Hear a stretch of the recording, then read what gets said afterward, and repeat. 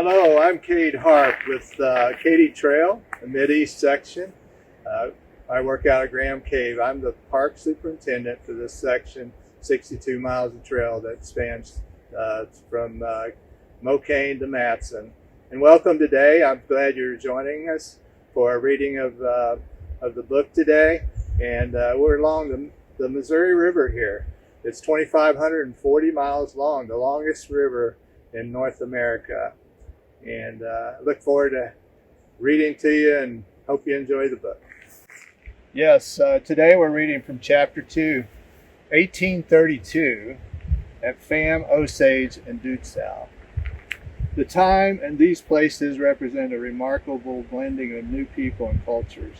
Native Americans had moved on, and there were fewer fur traders on the river. Replacing them were Kentucky woodsmen, following the example of Daniel Boone and the Germans, who had come after reading a book published a few years earlier about the beauty of the area. The boy remembered it well. 2 years ago, on his 10th birthday, on an October morning, he'd followed the footpath along the creek from their cabin to a favorite spot near a stand of cottonwoods and sycamores, overlooking the big river, the Missouri. It was the time of year when he usually saw flocks of brightly colored Carolina parakeets squawking and flitting from tree to tree. The birds roosted in the trees where they would play and hang upside down. They fed on weed seeds along the river's edge, splashing and making a racket. Their colors were bright green and orange, and they covered the sycamores near the river. Carolina parakeets were like no other birds. His grandmother always said that when they roosted in the sycamores with their white bark, it was like a living Christmas tree. As beautiful as they were, farmers detested the parakeets because they ate their crops. They were easy to shoot because when one of them was killed, the others flocked around it as if they were trying to help.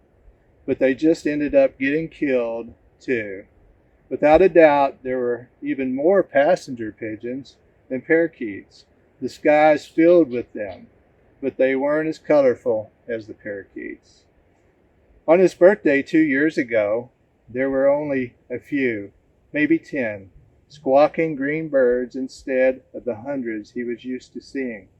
He climbed a tree to get a better look at the river and saw a canoe with 2 Indians heading towards St. Louis, where they went to trade. Since that time in 1830, he'd never seen another Carolina parakeet or an Indian. Maybe they were around and he hadn't seen them. He continued to look. He often saw rafts of lumber and flatboats, keelboats, mackinaws, and even steamboats. But he no longer saw Indians on the river. As he shuffled back to their cabin, his sister met him. "Did you see any?" she whispered. "Not this time." He didn't know if she was asking about parakeets or Indians. "Don't worry. I'm almost finished with my chores and we can form a search party. We'll find something exciting for your birthday." On his birthday, he didn't have any chores to do, so he waited while his sister hung her apron on the hook. She was good at finding her way in the woods, and it was fun to explore with her. She was born just 3 days after they arrived in Missouri, and she swore that she knew exactly where they walked on their way from Kentucky because she didn't have anything else to do before she was born. He had heard stranger things, but she really did have a terrific sense of direction. It was harvest season, so they decided to walk to the mill just up the road from Daniel Boone's old house. A relative of Boone's had built a gigantic stone mill. Enormous, powerful oxen walked round and round, turning a wheel that ground the grains into flour and cornmeal. It was worth the walk to get there. Just yesterday, the grain-filled wagons were lined up, and they met the daughter of another farmer. It was fun to play games with someone new and to share their adventures. When the boy wandered off, his sister told the new girl a secret. "I really want to trap a parakeet as a pet for him for his birthday. The new girl agreed that capturing a bird would be a perfect present. They're so pretty and so loud. Meanwhile, the farmers talked about their harvest and the size of the crop. Someone harvested over 10 bushels an acre from a cornfield. Father whistled about that one. Much of the talk at the mill was about the changes along the river and preparing for the coming winter. Since it was harvest time, they knew that cold nights would be coming very soon. The boy told his sister that one day they would have a pile of blankets made of beaver pelts to sleep under on winter nights. When she saw the boats with furs stacked high going down the river, he pictured himself sleeping under them and using them for warmth. The only fur-bearing animals they saw in the woods was squirrels. If only squirrels were bigger.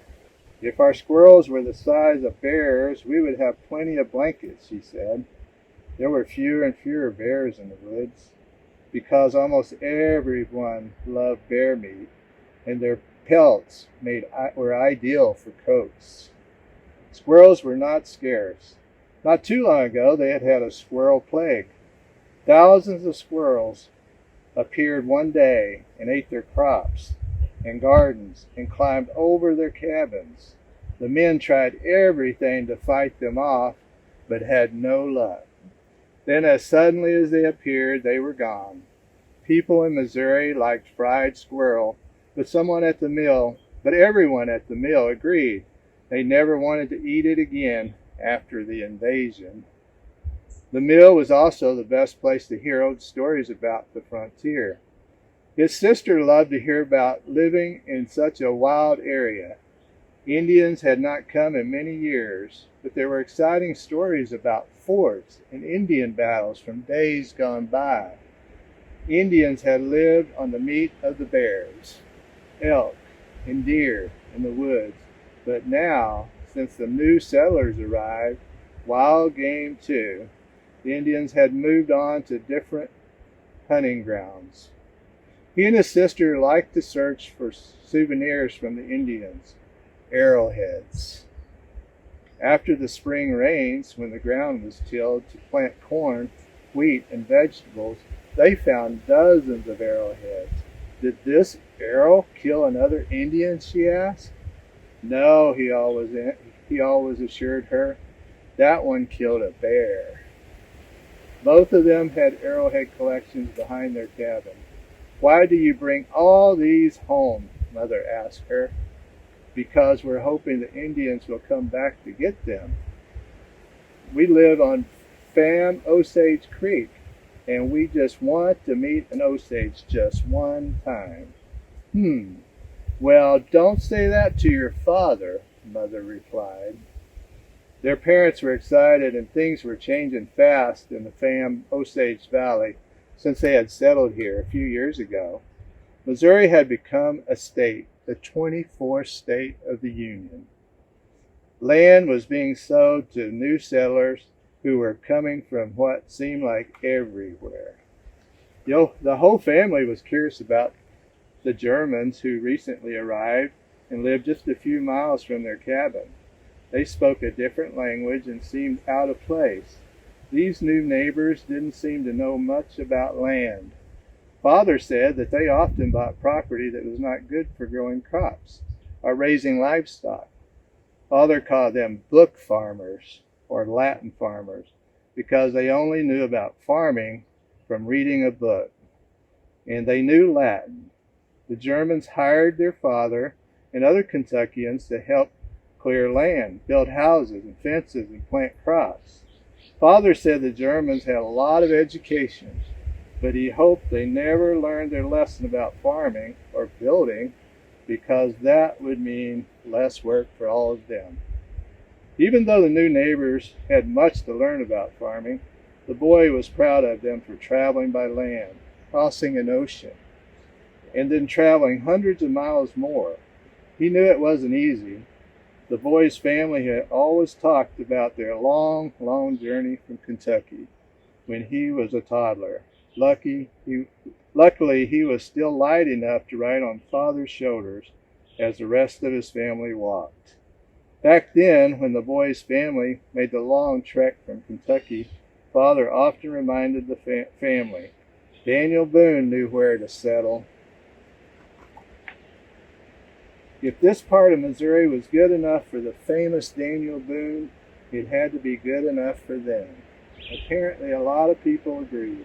His father had to stand in line at the land office for almost a day to buy their ground for $50. Today, the boy and his sister walked along the creek to stand in front of the house where Boone had died years ago. The house had been built by his son Nathan. It still stood, and it seemed like it would be there forever. It had 3 floors, glass windows, and a fireplace. They had once seen a painting of the Capitol building in Washington, and they wondered if Boone's home was as big as that. It was the grandest building they had ever seen in person. Not far from their village, but too far to walk, was the first capital of the new state of Missouri before it moved to Jefferson City. It had been called San Carlos del Missouri, but now the name was changed to St. Charles. Up the river, it was a busy town where many fur traders lived and started their journey up the river to collect pelts, trading with the Indians who lived further west, and the nearby mill bringing people and goods from St. Charles. One day they would go there too. Today, though, they would just walk until they found a perch where they could spy on the river. Their new state was called Missouri, the Indian word for big canoe. And that's just what they hoped to see on his birthday. Thank you for joining us on the Missouri River today, and I hope you enjoy this book and the next chapter.